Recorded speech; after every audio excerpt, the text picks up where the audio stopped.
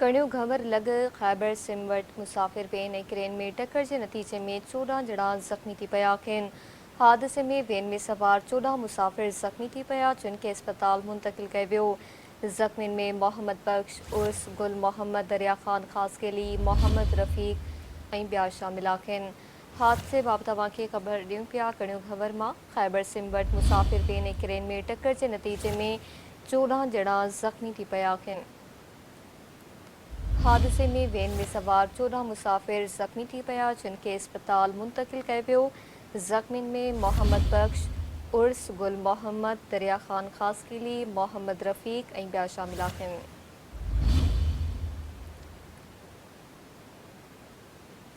कणियों घवर लॻ ख़ैबर सिम वटि मुसाफ़िर वेन ऐं क्रेन में टक्कर जे नतीजे में 14 ॼणा ज़ख़्मी थी पिया आहिनि। हादसे में वेन में सवार 14 मुसाफ़िर ज़ख़्मी थी पिया, जिन खे अस्पताल मुंतक़िल कयो वियो। ज़ख़्मियुनि में मोहम्मद बख्श उर्स गुल मोहम्मद, दरिया ख़ान ख़ासकेली, मोहम्मद रफ़ीक ऐं ॿिया शामिल आहिनि।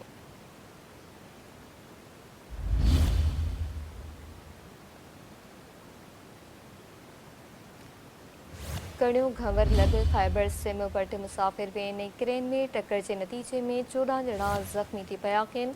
हादसे में वेन में सवार 14 मुसाफ़िर ज़ख़्मी थी पिया, जिन खे अस्पताल मुंतक़िल कयो वियो।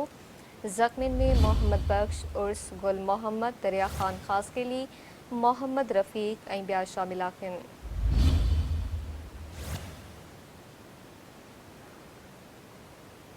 कणियों घवर लॻ ख़ैबर सिम वटि मुसाफ़िर वेन ऐं क्रेन में टक्कर जे नतीजे में 14 ॼणा ज़ख़्मी थी पिया आहिनि। तफ़सील मालूम सिंध टीवी न्यूज़ से रिपोर्टर नाज़ मिठूमल का। जी नाज़ मिठूमल, हादसे बाबति आगाह कजो।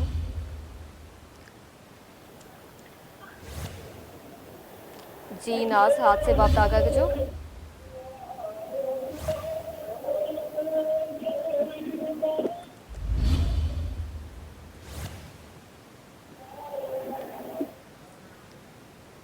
जी नाज़, हादसे बाबति आगाह कजो। ज़ख़्मियुनि जी हालत कीअं पई ॿुधाई वञे?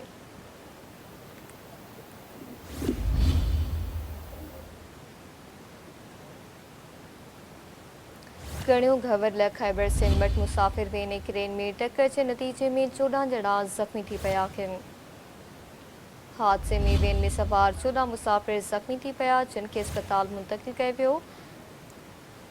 तफ़सील मालूम नाज़ मिठूमल खां। जी नाज़, हादसे बाबति आगाह कजो।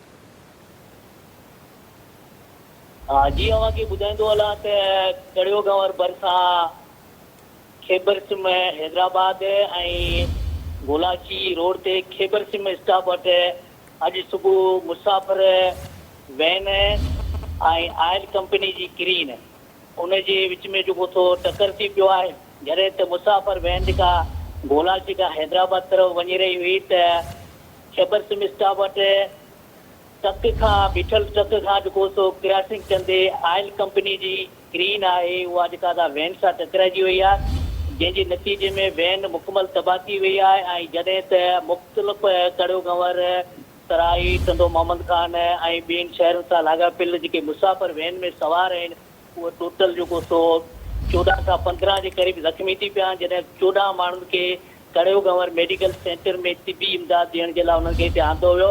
उन्हनि मां जिन खे ॻोठु रवानो कयो वियो आहे पंहिंजे पंहिंजे माॻनि तरफ़, जॾहिं कुझु मुसाफ़िर अहिड़ा आहिनि जिन तमामु शदीद हालत हुअण करे उन्हनि खे एमरजेंसी सूरत में जेको सो हिन वक़्तु हैदराबाद सिविल अस्पताल जेको सो रेफर कयो वियो आहे। जी महिरबानी जी नाज़ मिठूमल आगाह करण लाइ।